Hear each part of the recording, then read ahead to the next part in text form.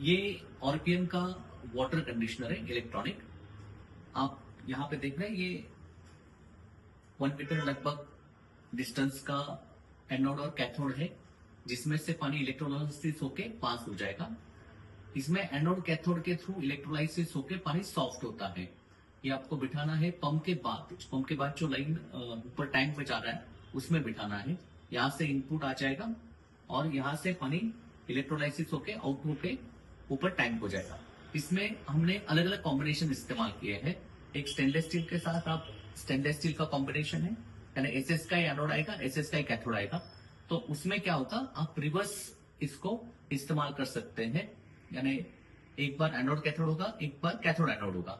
उस तरह से इसमें जो भी है आपको साफ करने की जरूरत नहीं। दूसरा कॉम्बिनेशन है हमारा एसएस आउटर रहेगा और इनर जो रहेगा इलेक्ट्रोड वो रहेगा ये पूरा एमएमओ कोटिंग का रॉड है 1 मीटर लेंथ का।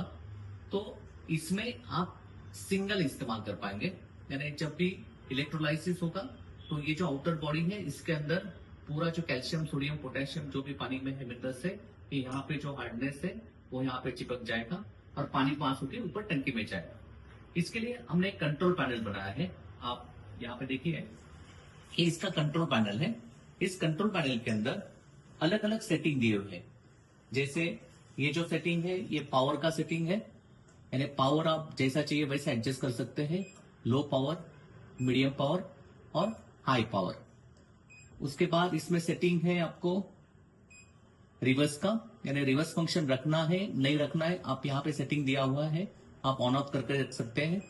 उसके बाद सेटिंग है इसमें फ्लो सेंसर का। अगर ये कंट्रोल पैनल और ये मशीन अगर आप टैंक के आउटपुट में को बिठाते हैं, जहां से पानी बंगलों में या बिल्डिंग में जा रहा है, तो ये आउटपुट में भी बिठा सकते हैं। इसमें बेनिफिट ऐसा रहेगा कि जैसा पानी का फ्लो बढ़ते जाएगा, फ्लो सेंसर से अपने आप इसका करंट कम ज्यादा हो जाएगा। ये भी सेटिंग इसमें है। उसके बाद टाइमर सेटिंग है। अगर आपको टाइमर रखना है तो इसका इंटरवल टाइमर्स भी आप रख सकते हैं, यानी सभी सेटिंग इसमें है। यानी ये कंट्रोल पैनल इस सॉफ्टनर को पॉजिटिव निगेटिव कंट्रोल करेगा। यहाँ इसका जो कनेक्शन है ये यहाँ से आउटपुट आएगा, ये आपको पॉजिटिव निगेटिव यहाँ पे जोड़ना है। यहाँ पे ऊपर वाला जो सेक्शन है आउटर बॉडी उसमें वायर लगेगा और एक वायर लगेगा जो अंदर का रॉड है उसमें। इस तरह से ये इलेक्ट्रॉनिक जो सॉफ्टनर है इलेक्ट्रिसिटी पास होने के बाद एनोड कैथोड के थ्रू पानी को सॉफ्ट किस तरह से करता है। तो जो भी प्रॉब्लम्स है आपको, जैसे हार्डनेस का प्रॉब्लम है, घर में जो बाथरूम्स होते हैं उसमें धब्बे आ जाते हैं, बर्तन होते हैं उसमें धब्बे आ जाते हैं, वो इसके बाद अगर इसके इस्तेमाल से वो कम हो जाएंगे। वॉशिंग मशीन से, जैसे इलेक्ट्रिकल गीजर से, वो उसके अंदर भी वाइट पूरा डिपोजिशन आता है, वो भी इससे कम हो जाएगा। इसके अंदर जो भी पानी से रिलेटेड है जितने भी अप्लायंसेस है उसके अंदर जो दाग धब्बे आते हैं वो भी इससे कम हो जाएंगे। आप कपड़ा धोते तो अच्छी तरह से कपड़े धोए नहीं जाते वॉशिंग मशीन में, इसका इफेक्ट वहां पे भी आ जाएगा, अच्छे कपड़े इसमें साफ हो जाएंगे। बर्तन आप धोते तो बर्तन भी अच्छी तरह से साफ हो जाएंगे। और सबसे इम्पोर्टेंट है जब आप नहाते हैं तो नहाने के बाद जो इरिटेशन आता है स्किन को, ये कम हो जाएगा। आपको नहाने के बाद पानी सॉफ्ट लगेगा। बाल जो है झड़ने का प्रॉब्लम है, वो बहुत लोगों का प्रॉब्लम रहता है कि हार्ड वाटर रहता है तो बाल झड़ते हैं, तो वो भी प्रॉब्लम कम हो जाएगा। बाल भी साफ हो जाएंगे और स्किन भी साफ हो जाएगा। इस तरह से इसके जहां भी पानी इस्तेमाल होता है वहां पे इसके बहुत सारे बेनिफिट है।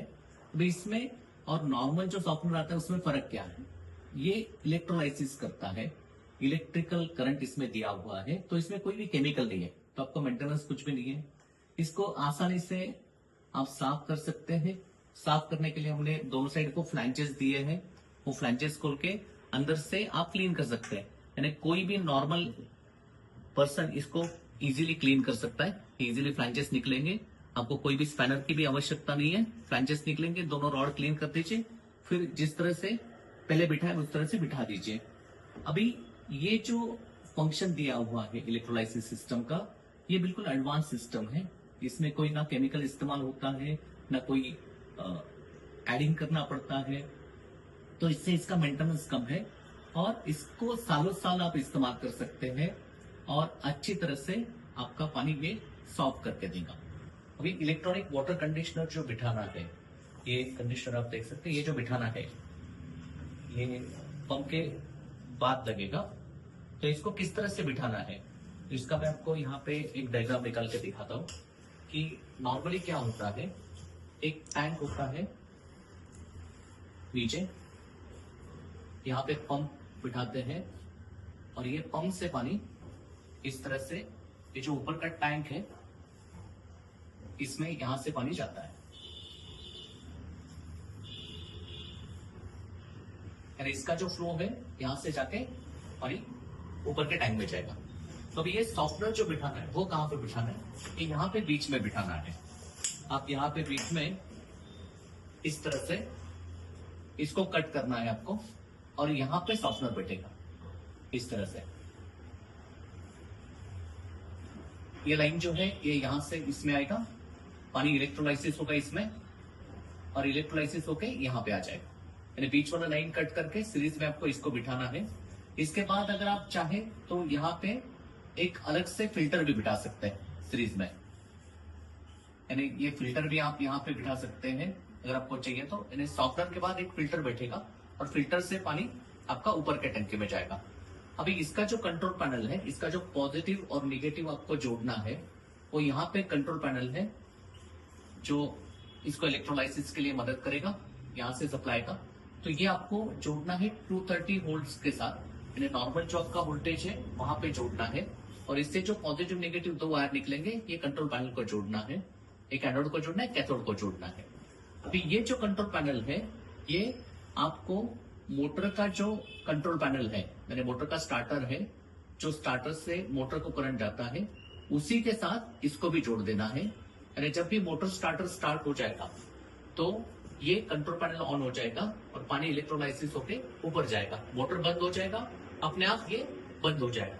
इसमें अभी दो चीजें हैं, अगर वहां पे पॉसिबल नहीं है स्टार्टर के साथ जोड़ना, तो यहाँ बीच में आप एक प्रेशर स्विच भी बिठा सकते हैं।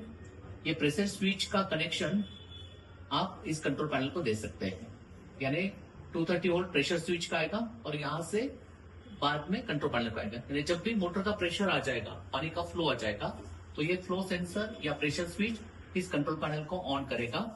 यानी मोटर स्टार्ट होने के बाद ही कंट्रोल पैनल चालू होगा, इलेक्ट्रोलाइसिस स्टार्ट होगा और ऊपर के टंकी में पानी जाएगा। यानी जो भी पानी जाएगा नीचे से वो इलेक्ट्रोलाइसिस होके ऊपर जाएगा। इस तरह से आप एक जोड़ सकते हैं। और दूसरा एक ऑप्शन है, अगर आपको पंप के बाद नहीं जोड़ना है, अगर टैंक के बाद जोड़ना है, तो टैंक से जो सप्लाई आपका बिल्डिंग में जा रहा है वहां पे भी इसमें बीच में आप बिठा सकते हैं। यहाँ पे बीच में अपना ये इलेक्ट्रोलाइजर आ जाएगा, इसमें एनोड कैथोड रहेगा। यहाँ पे आपको कंट्रोल पैनल जोड़ना है, ऊपर 230 वोल्ट सप्लाई लगेगा, वहां से कंट्रोल पैनल का सप्लाई आएगा और इसके बीच में एक फ्लो सेंसर आएगा। अब ये जो फ्लो सेंसर है, जिस तरह से पानी का फ्लो बढ़ते जाएगा, जैसे आप इस्तेमाल करना चालू करेंगे बिल्डिंग में पानी, तो ये कंट्रोल पैनल ऑन हो जाएगा और इसमें इलेक्ट्रोलाइसिस स्टार्ट हो जाएगा।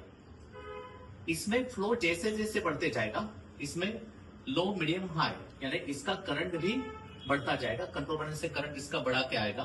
तो जैसा पानी का फ्लो रहेगा उस तरह से इलेक्ट्रोलाइसिस होके आपको पानी डायरेक्टली इलेक्ट्रोलाइसिस होके आपको सॉफ्ट करके यहाँ बिल्डिंग्स में सब जगह इस्तेमाल करने को मिल जाएगा।